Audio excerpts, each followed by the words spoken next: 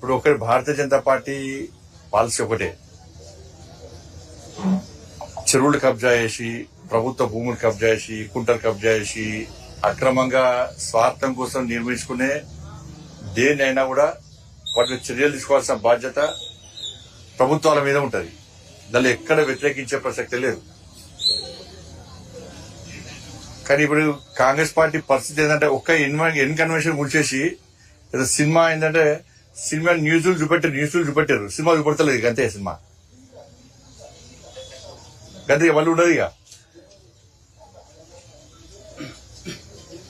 ఇప్పుడు మీ పాలసీ ఏంది? అసలు మీ పాలసీ ఏంది? దాని మీద వ్యతిరేకిస్తలేము. కానీ పెద్ద పెద్దోళ్ళకు కూల్చి ఏదో ఒకటి రెండు కూల్చి చిన్నోళ్ళను కూడా ఇబ్బంది పెడతా అంటే ఇది ఏ విధంగా సమంజసం? ఒకసారి ఆలోచించాల్సిన అవసరం ఉంది. ఇప్పుడు దీన్ని కూర్చోడానికి వ్యతిరేకం కాదు, కానీ అక్కడ పేద ప్రజలు ఆదుకోవాల్సిన బాధ్యత మీ మీద ఉంది. పెద్దోడు ఎక్కడో సంపాదించుకుంటూ అక్రమంగా సంపాదించి తీసుకొచ్చాడు, వెట్టి కబ్జా చేశారు. ఇప్పుడు చిన్న చిన్న పరిస్థితి ఏంటంటే డాక్యుమెంట్స్ చూసారు, ఉన్నాయి. మున్సిపల్ గ్రామ పంచాయతీ పర్మిషన్ చూసారు, ఉన్నది. ట్యాప్ కనెక్షన్ ఉందా? ఉంది. కరెంట్ కనెక్షన్ ఉందా? ఉంది. ఇంటి పన్ను వస్తుందా? వస్తుంది. బ్యాంకు లోన్ ఇస్తారా? ఇచ్చారు. ఇంతకంటే ఏం చూడాలి? పేపర్ నోటిఫికేషన్ కూడా ఇచ్చారు కొన్ని ప్రాంతాల్లో. ఇప్పుడు ఆ చిన్న చిన్న పరిస్థితి ఏంది? వాళ్ళ విషయం ఆలోచించాలి. మీరు పెద్దోళ్ళని కొట్టి చిన్నోళ్ళకి పెట్టుర్రి, కానీ పెద్దోని చిన్నోని పెద్దోళ్ళను పేదోళ్ళను ఒకే రకంగా చూస్తే ప్రజలు ఆలోచించారు. కట్టుకోవడం తప్పే, 100% తప్పే. కానీ తెలిసి కట్టుకున్నారా, తెలియక కట్టుకున్నారా? ఏమైంది జన్వాడ? ఏమైంది జన్వాడ ఫామ్ హౌస్ సంగతి ఏందో ముఖ్యమంత్రి గారు చెప్పాలి. నిన్నే జైలుకి పంపే, నువ్వు ఆర్టీఏ కింద మొత్తం తీసుకుంటేవి, అక్రమ కట్టడం అంటివి, ఎఫ్టీఏలో ఉన్నదంటివి, అన్ని అంటివి. మరి ఏమే ఇప్పటికి? ఇప్పుడు ఆధారం దానికి ఎవరు ఆరోపణ చేసింది? ఇవ్వలేదు. సాక్షాత్ రాష్ట్ర ముఖ్యమంత్రి గారు జన్వాడ ఫామ్ హౌస్ మీద ఆరోపణ చేసిండు. దాని మీద జైలుకి పోయిన పాపం. మరి జైలుకు పంపిన వ్యక్తి మీద కూడా ఇంత పౌరుషం రేవంత్ అని ఏమైందే? కట్టేస్తున్నారు ఏంది రేవంత్ అని ఎవరన్నా? ఆ విషయం ఏమైంది మరి?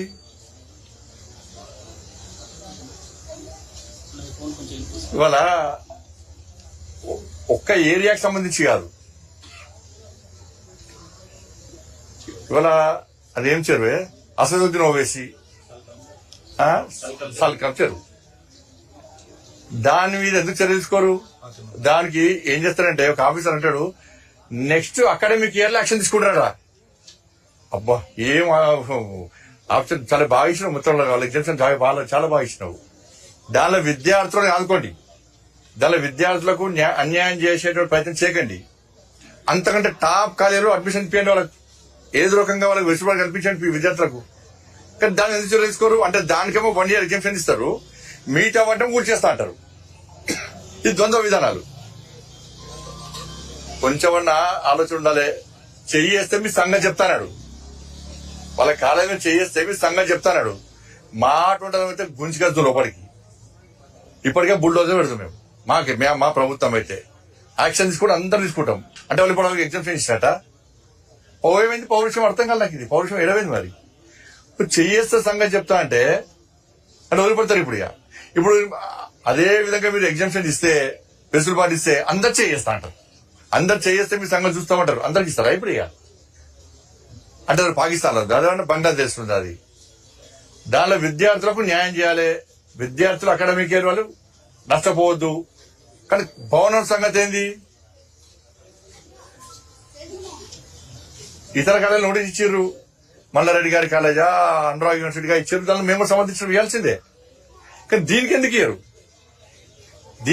ఇయ్యరు? సల్కం చెరువు విషయంలో టీవీలలో కథనాలు వచ్చినాయి, పేపర్లు వచ్చింది. ఆల్రెడీ మీరు ప్రభుత్వం కూడా ఒప్పుకున్నది. అంటే మిగతా కళాశాల విద్యార్థులు కాదు, వాళ్ళు మొత్తం నష్టం. కానీ దీనిలో చదువుకునే విద్యార్థులు మాత్రం మంచి ఉండాలి, వాళ్ళందరూ మంచి ఉండాలి. దీనిలో నష్టం కావాలి మూడుకుంటలేండి. నేను భవనాల విషయంలో మాట్లాడుతున్నా. చెయ్యిస్తే మీ సంగతి చూస్తా అంటే ప్రభుత్వం వెనుకడుగు వేసింది అంటే ఈ ఇంతకంటే పిరికి ప్రభుత్వం, దమ్ము లేని ధైర్యం లేని ప్రభుత్వం దేశంలో ఎక్కలేదు. రేపటి అందరు చేసి చూస్తుంటారు. ఇక ఇప్పుడు ఏంటంటే ఈ హైడ్రా పేరుతో 6 గ్యారెంటీలు మర్చిపోయారు కదా. ఇది సేమ్ కేసీఆర్ దగ్గర శిక్షణ పొందిన పార్టీ ఇది. నాయకుడు కూడా ఎప్పుడు ప్రజల నుంచి ఒక డిమాండ్, ఇప్పుడు రుణమాఫీ డిమాండ్ వస్తున్నది. ఏం చేస్తారు? మళ్ళీ హైడ్రా అన్నారు. ఇక ఇప్పుడు నెక్స్ట్ మళ్ళీ యువకులు రోడ్డు మీద ఆందోళన ఇస్తారు అనుకో, మళ్ళీ హైడ్రా లాంటిది ఇంకోటి తీసుకొస్తారు. చూడండి మీరు, ఇప్పుడు రుణమాఫీ ఏమైంది?